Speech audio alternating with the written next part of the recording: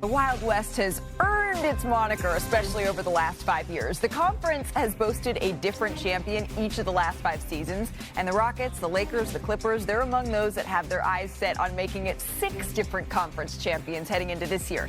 And then there's Minnesota. They have been knocking on that door of the NBA Finals, the past 2 playoffs, and at yesterday's media day, the Wolves, they talked about at length what it's going to take to get over the hump. And it was highlighted by a big boost of Anthony Edwards. If he has an MVP-type season, right now he has the 6th shortest odds for the award.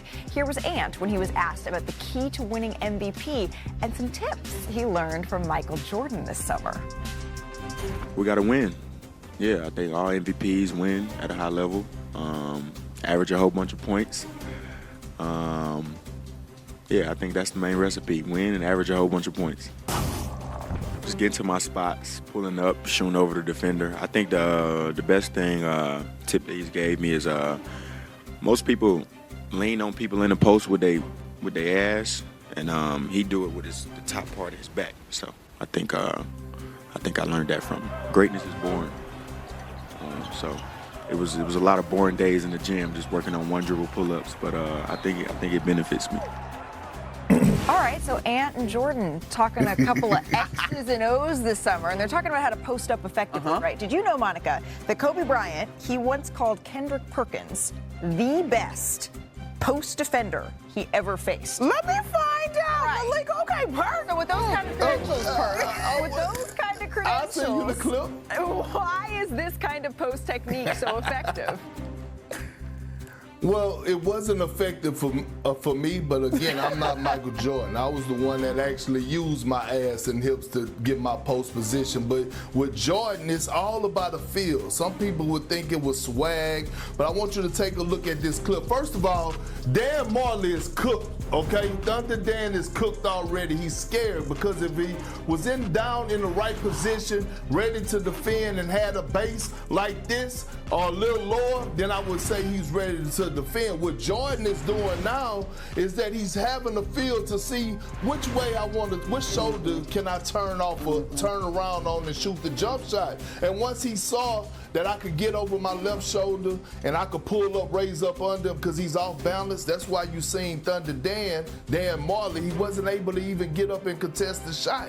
That's why a lot of players that's elite, offensive players, they use the back instead of the behind. What would that unlock there for Ant if you use the back instead of the behind? Girl, I know we relate on this. All I saw in that is all that core strength to maintain your balance. Yeah. But I think, too, and Perk, you know this, like the whole thing is, and you said it, MJ is feeling out where the defender is, right? But to be able to lean with your back as opposed to your bottom half, if Ant or MJ, as we've seen, want to turn around face up, like you have more options in that. And I think to me, if Ant really adds this to his game, Malika, oh my goodness.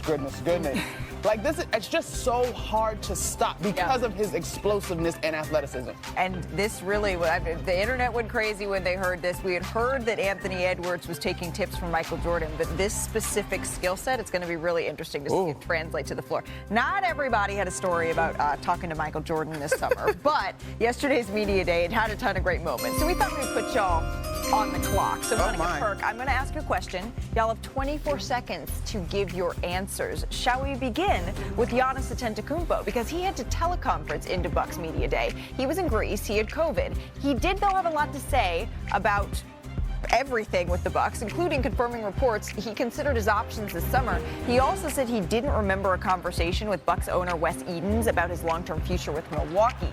So, Perk, 24 seconds on the clock. What do you make of this? What I make of it is I actually love it because Giannis continues to put pressure on the Milwaukee Bucks to surround him with the pieces that he needs to go compete with a title. It's okay for him to say things, and I love that he say things to make them uncomfortable. But I do believe that Giannis will be in a Bucks uniform because didn't they just sign his brother Thanasis? Right? Isn't he signed? So Giannis will be there. Next up, the status of Jonathan Kuminga. It was all the talk in the Bay. Here's what the Warriors had to say. Yeah, he'll be committed when he gets here. I just know from man to man, he doesn't want to have to be in the way of anything. So let that situation play out. He can speak for himself. I know what that is like. You know, I've been in this league going on 15 years now, and it will get handled. and I know that both sides will be happy in the end. But, you know, we all love JK. We all want JK to be happy. We all want this organization to be happy, so we're going to let JK and this organization figure it out. Monica, how confident are you this situation will be resolved? Listen, it's interesting to hear from Jimmy Butler, who has been in some situations over the course of his career. Now, here's my wrinkle. I'm not 100% sure what the market is for Jonathan Kuminga, but I feel like this, I think, is going to be a breakup ultimately, has been sort of out in the atmosphere for the better part of the last 2 seasons. I'm not feeling good about this getting resolved, Malika. I think it's going to get resolved in the short term for the start of training camp. Long term, that's what remains to be seen. Hey, why don't we go to Houston? Steven Adams reunited with Kevin Durant. No, he was cool, bro. Yeah, just solid dude, good teammate. Yeah, I mean, he wasn't a dick or anything. Like, he was a good man, bro. Steven Adams. Perk, you played with both of these guys. What kind of teammate is KD? Oh, a great teammate. And look, he's a great leader at that when he wants to be. When Russell Westbrook went out, I saw Kevin Durant leadership go through the roof. So it's a reason that I call him out every now and then about his leadership, because I know he could do it. He's a gym rat. He works hard, and he encourages his teammate every single night to go do the best that they can. And it was fascinating. He said he's going to sign an extension with I saw that. And then there's Nikola Jokic. Here's how he sees his career playing out. My plan is to beat Nuggets forever, so that's my answer.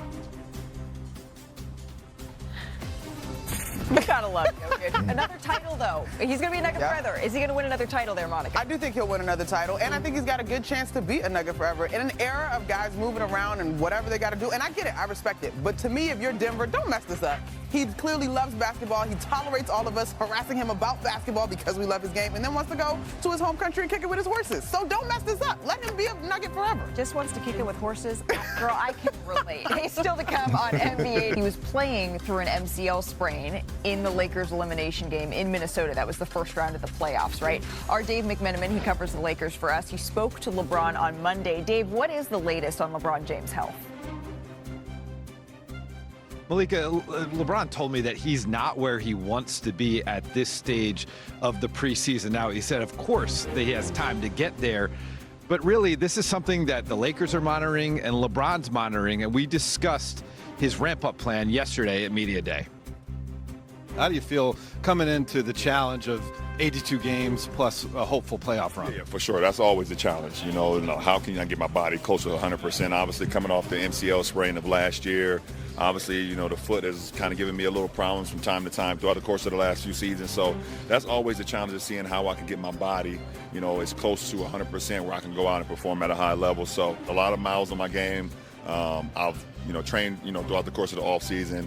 But just my presence is going to be important as well. You know, making sure that even if I'm not on the floor, just I'm always in tune to what we're doing, so I know what's going on at all times. So, you know, just looking forward to that. LeBron told me that it remains to be seen how much he'll participate in training camp and in the preseason. I'm told that the plan going into the Lakers' first practice today is that LeBron would be a limited participant on the court, maybe only be involved in some light shooting, but certainly be here and be present. As for the preseason, the Lakers have 6 preseason games. He only played in 3 last year, and I was told that maybe he overdid it last year leading into the beginning of the season when he wore out come December. And so I'm told that LeBron's camp has spoken to the Lakers, and they said, let's be overly cautious with LeBron because we want to be looking at the long view here. If this team's going to be contending for a championship, we need LeBron in his best shape from April through June. All right, and maybe that looks like not going full court press here in the preseason. Dave McMenamin, thank you very much. I want to welcome in